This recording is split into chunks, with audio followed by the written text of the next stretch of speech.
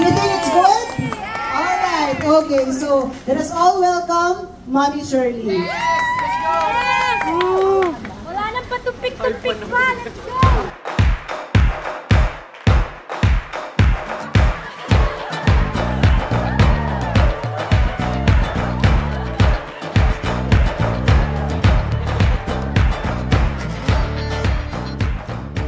Ito na yata ang isa sa pinaka-exciting na event na iniintay ko ngayong taon na ito. At bago yan, syempre nagpapasalamat ako sa Philippine Embassy in Bangladesh na naimbitahan tayo para mag-demo doon how to prepare or how to make pastillas. Yes, pastillas yung naisip ko, guys, kasi yun yung pinakamadali at talaga namang tatak na Filipinong-Filipino. At syempre, hindi papatalbog yung iba mga kabayan natin dito sa Bangladesh na i-showcase yung ating mga ibang Filipino food katulad ng itong kwek-kwek, adobo, kaldereta, champurado, sagot gulaman, leche flan, at marami pang iba. O, diba? Fresh na fresh pa ako dyan, mamaya-maya. Naku, hulas na ako sa sobrang init talaga. Alam ko hindi na naman dito sa Bangladesh, pa rin dyan sa Pilipinas. At kaya naman ngayong araw na ito ay nagsama-sama mga Filipino at iba't ibang lahi para ma-share namin talaga o ma-showcase natin yung mga Filipino food ko ano ba talaga ang ating kultura sa kanila. At isa na nga rito na kumanta yung mga bata ng Bahay Kubo. Ito nga pala ay ginanap sa school mismo ni Aliana, kaya naman napaka-komportable niya na dito.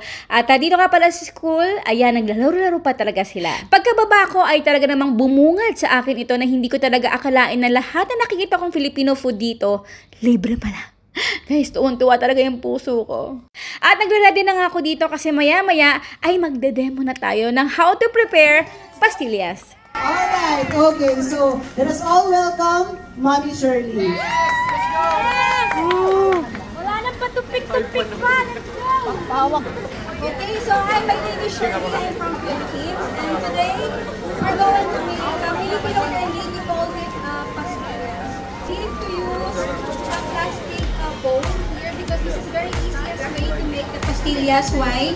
Because the pastillas won't stick to any bowl that you're going to use. Okay, so for condensed milk, I'm not going to use all of the condensed milk can because like 1/4 cup of this, we're gonna make a lot of candies. Okay, so you have to use first the spoon to initiate the mixing. Now it's very soft. You can add a little bit more powdered milk. Again, this time you can put a flavoring such as ube flavor, pandan flavor. Okay. And I know you have a lot of questions right now. You were gonna ask how long or how much powder milk if I don't have the exact measurement.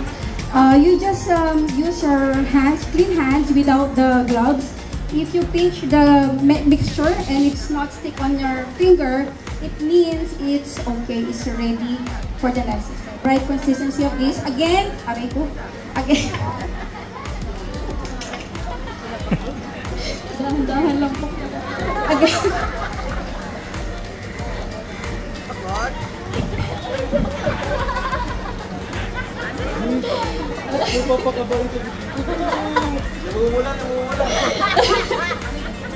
Nagbablas. Again, we have to mix it. Just get some small amount or 1 teaspoon of the mixture. Then roll it like a ball like this. It's very, very small. Okay.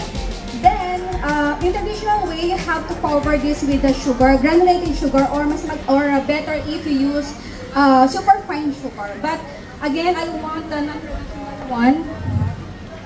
You have to use this. Okay, then you have to dip it here, cover, and this is we call pastillas. Okay, this is what we call, and now it's done our pastillas. Yay!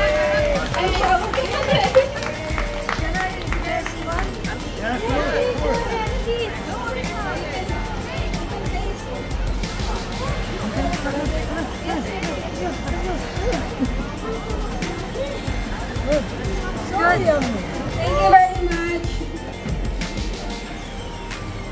very much. So ayan po guys, sana po ay nagustuhan ninyo ang ating outro. Keep safe, be healthy, and be happy. Napakasarap ng champurado na ito. Bye!